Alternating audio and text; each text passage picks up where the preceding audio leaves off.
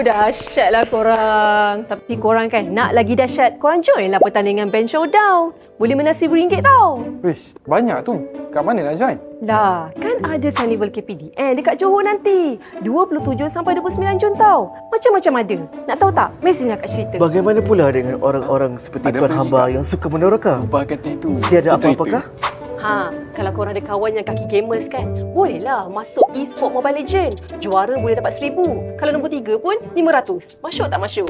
Bagaimana pula dengan orang-orang seperti Tuan Hamba yang suka meneroka? Tiada apa-apakah? Sudah tentu Tuan Hamba. Kita ada ekspedisi Kausara hidup.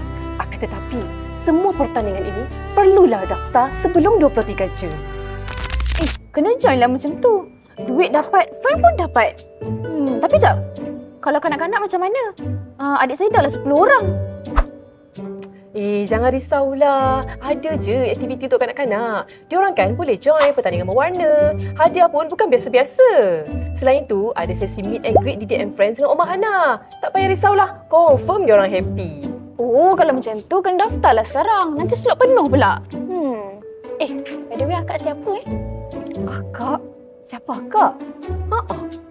Akak pun buat apa kat sini tak kisahlah.